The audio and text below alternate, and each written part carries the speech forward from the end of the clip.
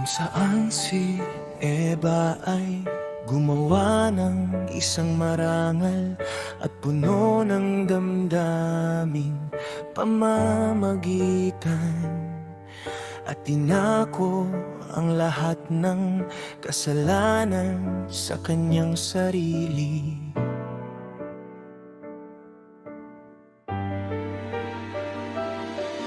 Pagkatapos pumasok sina Adan at Eva sa kuweba, at sila'y nanalangin sa kanilang sariling wika na di natin nalalaman, ngunit alam na alam nila.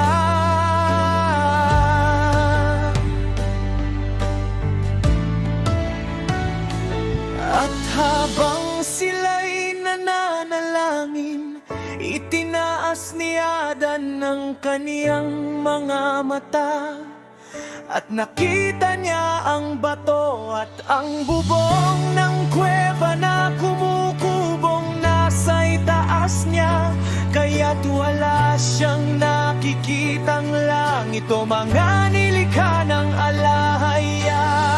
Kaya't siya'y tumangis at masakit na hinampas ang kanyang dibdib, hanggang sa siya'y mawalan ng malay at maging parang patay na.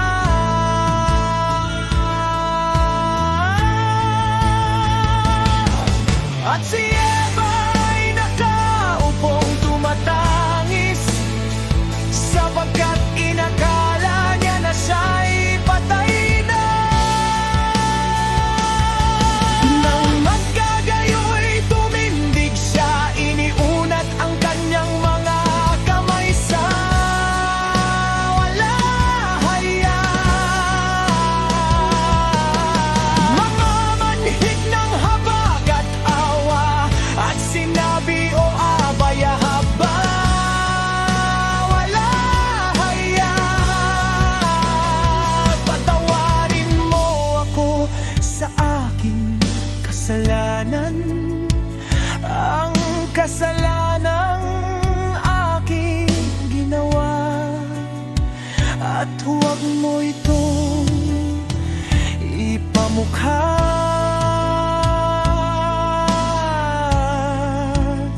sa akin.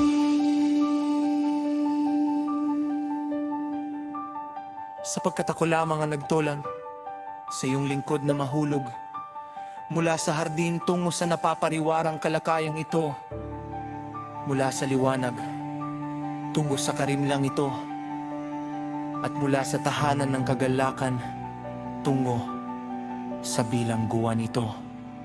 O Aba, Yahweh, halahaya'y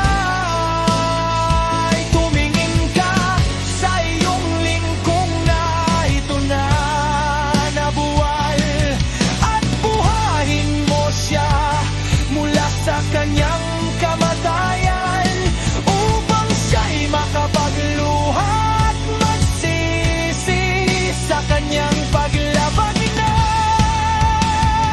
nagawa. Dahil sa akin,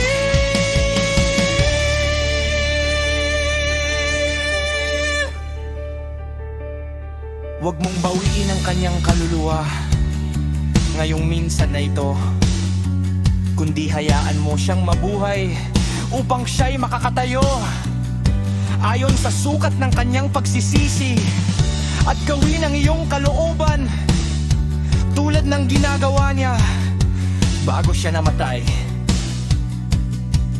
Ngunit kung hindi mo siya bubuhayin kung gayon, o abaya, awakunin mo ang aking sariling kaluluwa upang ako'y maging katulad niya, at huwag mo akong iwan sa piitang ito, mag-isa at nag-iisa, sapagkat hindi ko kayanin ng mag-isa sa mundong ito, kundi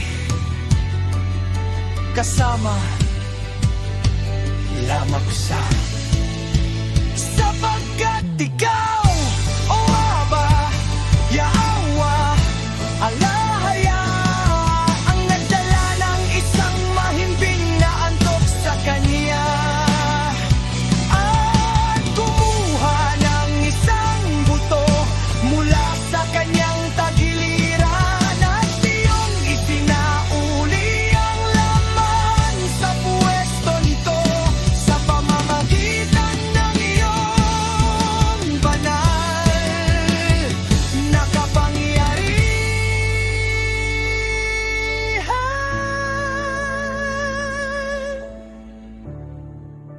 Ako, ang butong iyon ay iyong kinuha. At ginawa mo akong isang babae, maningning na tulad niya. May puso, pag-iisip at pananalita. At sa laman ay katulad ng kanyang sarili. At ginawa mo ako ayon sa wangis ng kanyang mukha. Sa pamamagitan ng iyong habag at kapangyarihan. O alahaya, ako at siya ay iisa. O tita,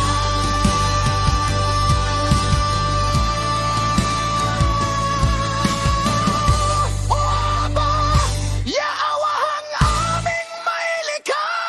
Ikaw ang siyang lumarang sa aming dalawa sa isang araw lamang. Kaya nga, o alahaya, bigyan mo siya ng buhay upang siya'y sumama sa akin sa dayuhang lupain ito.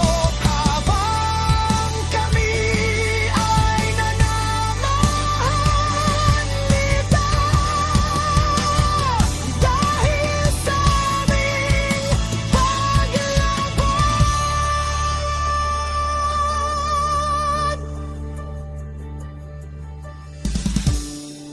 Ngunit, kung hindi mo siya bibigyan ng buhay, kunin mo rin ako, maging ako, katulad niya.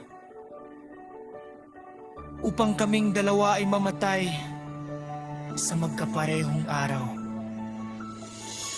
At si Eva'y tumangis ng labis at napahandusay sa aming amang si Adan. Dahil sa kaniyang matinding